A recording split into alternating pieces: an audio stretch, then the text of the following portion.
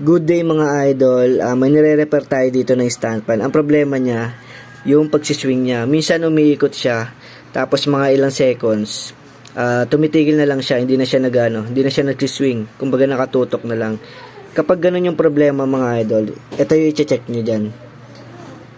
Ito, tanggalin muna natin tong pinaka-switch niya.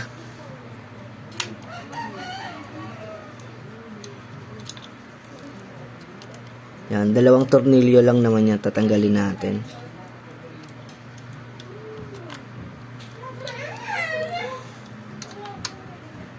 Tapos, ito, tanggalin natin to, yung pinaka gearbox cover. Dalawang tornilyo lang din yan, kabilaan. Ingat lang din pala kayo mga idol. Kasi minsan, yung mga wire niya,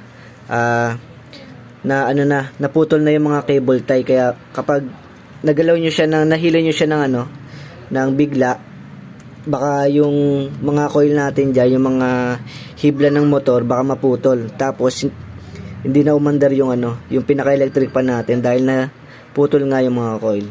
Ingat lang kayo mga idol kasi mahal ang motor na electric pan ngayon, para hindi na dumami yung yung gastos.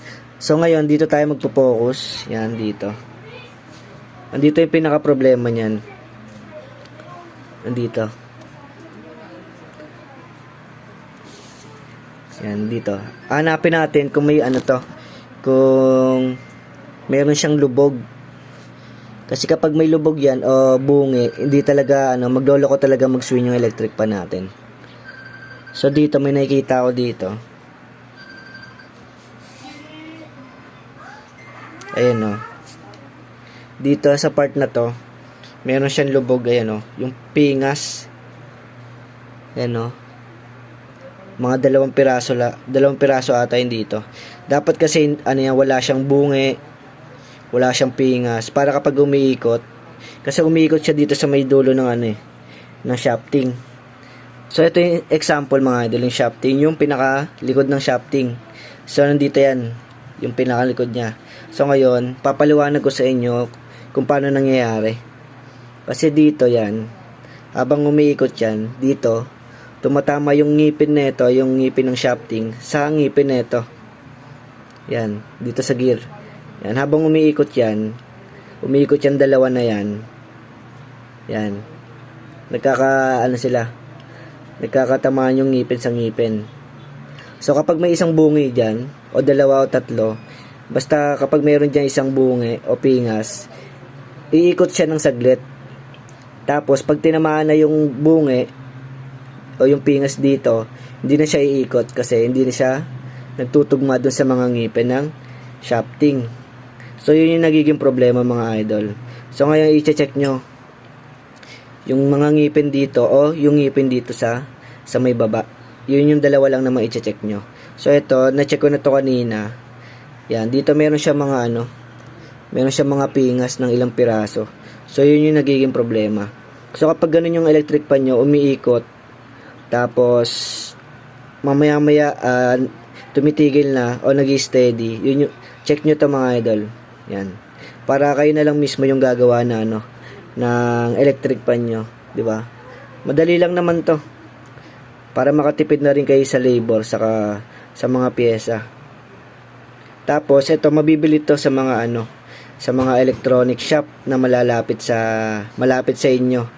So ito yung gantong pyesa, nasa 20 pesos to. Dadalhin nyo lang example, papakita nyo dun sa sa shop.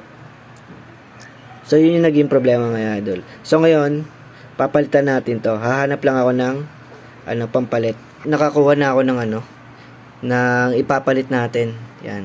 Ito yung ipapalit natin, tapos ito yung papalitan natin.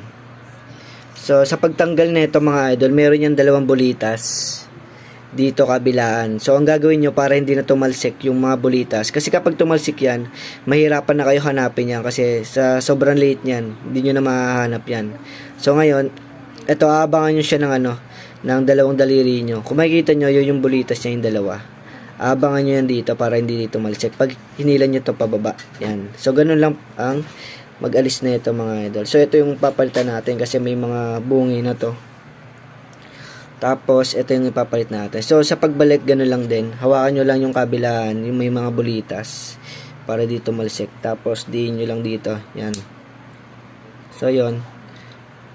Napalitan na natin. Tapos ibabalik na rin natin dito. Yan. Dito pala natin ibabalik. Yan, dyan natin ibabalik. Tapos, yun na, ganun na mga idol. Balik na natin dito. So, ganun lang kasimple.